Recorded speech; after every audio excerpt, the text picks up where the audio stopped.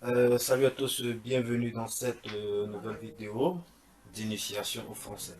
Alors maintenant, après la première unité, nous sommes maintenant sur la deuxième unité qui est le mot qui complète le nom. Il existe plusieurs groupes nominaux qui ont pour rôle de compléter très souvent le nom. Il peut s'agir premièrement des adjectifs qualificatifs, des compléments de nom ou des prépositions relatives. Alors, dans notre cas ici, nous allons parler des adjectifs qualificatifs. Je rappelle déjà vu la première partie des adjectifs qualificatifs. Maintenant, nous allons directement passer à la classification des adjectifs qualificatifs selon la terminaison. Alors, nous avons déjà vu les adjectifs qualificatifs terminés par E et les adjectifs qualificatifs terminés par une consonne. Il va s'agir des adjectifs qualificatifs terminés par S, par L, par N et par IEN. Très bien. Alors là, maintenant, nous passons, vous allez voir la partie en rouge. Il s'agit des adjectifs qualificatifs terminés par T, D, UN, AIN et EIN. Et le deuxième groupe, c'est les adjectifs qualificatifs terminés par ET, ER et IER. Bien. Alors, les adjectifs qualificatifs terminés par T, D, UN, AIN et EIN. Bien, nous allons voir d'abord le masculin singulier. Un exemple, cet homme est grand. Comme vous le voyez, grand se termine par D. D est une consonne. À l'exception des autres du coup précédent, les adjectifs qualificatifs terminés par D forment le féminin d'une autre manière. Alors, le deuxième cas ici, c'est il est brun. Ici, l'adjectif qualificatif se termine par UN. Alors, au féminin, nous aurons le premier exemple, ça sera cette fille est grande.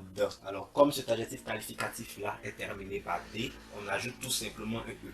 Vous devez comprendre que la majorité des adjectifs qualificatifs terminés par D prennent un E au féminin lorsqu'ils sont au féminin singulier. Le deuxième exemple, cette fille est brune. Alors, pour cet exemple-là, les adjectifs aussi qualificatifs terminés par U, N prennent aussi un E lorsqu'ils sont au féminin singulier. Bien, nous allons voir maintenant le cas du masculin pluriel. Nous allons prendre un deuxième exemple. Alors, on dit ces seaux poubelles sont pleins de déchets. Alors ici, on dit ces seaux poubelles. On dit un seau. Puisqu'on dit un seau, ça veut dire que le seau est masculin. Ici, il est au pluriel. Ces seaux poubelles sont pleins. Vous allez constater que plein est terminé par S. Alors, lorsque l'adjectif qualificatif se termine par l'une de ces terminaisons-là, au masculin pluriel, on ajoute tout simplement un S. Bien. Le deuxième exemple, c'est les personnes saines vivent dans un endroit sain. On dit dans des endroits sains. Des endroits, on dit un endroit. Un endroit, il est masculin. Mais ici, endroit est employé au masculin pluriel. Raison pour laquelle vous allez constater que sain prend un S à la fin.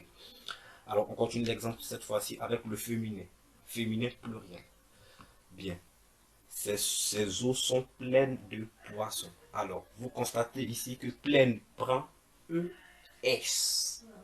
Nous avons déjà dit que lorsque le mot est terminé par l'adjectif qualificatif, pardonnez, est terminé par T, par D, par UN, par AIN ou EIN, au féminin, on ajoute un E.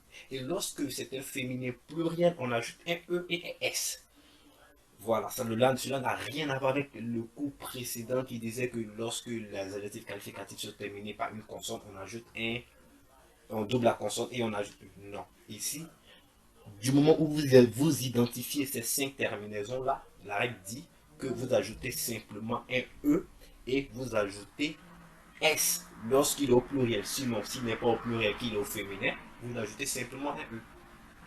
Donc, le deuxième exemple ici, c'est les personnes saines vivent dans un endroit sain. Alors, comme vous allez le constater, les personnes saines, on dit une personne, mais ici, personne est au féminin. Raison pour laquelle nous disons saine. On va ajouter ES au féminin. Alors, la deuxième classification du jour, ça sera les adjectifs qualificatifs terminés par ET, ER et IER. Pour ces trois terminaisons-là, voici le premier exemple. Bien, cet homme est régulier au cours de français. Alors, vous voyez que régulier se termine par IER. Nous n'avons pas de problème.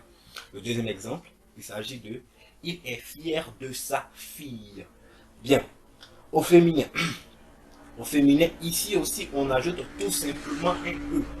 Donc, cette fille est régulière. Alors, lorsqu'on ajoute le E, automatiquement, on ajoute un accent aigu. Un accent aigu sur le E qui précède, raison pour laquelle vous allez constater que régulière a pris un accent en plus du E. Le deuxième exemple, elle est fière de son fils. Vous allez voir aussi que fière a pris un accent. Très bien. Alors on continue au pluriel, masculin pluriel. Masculin pluriel, voici l'exemple. Voici les garçons réguliers de cette classe. Bien, régulier prend tout simplement un S. Tout simplement un S. Parce qu'il est masculin singulier. Ensuite, on continue. Tous les traits en direction de Marrakech sont complets. Complet se termine par ET. ET, vous allez voir que au masculin pluriel, il prend tout simplement un S.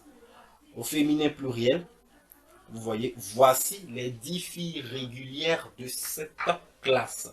Comme nous l'avons déjà dit, lorsque le mot est féminin et qu'on doit ajouter un E, pour ces trois terminaisons-là, on ajoute un accent aigu au E qui précède. Raison pour laquelle nous avons E d'abord et S, parce que nous sommes dans la partie féminin pluriel. Alors, on continue pour le dernier exemple. Toutes les salles de cinéma sont complètes.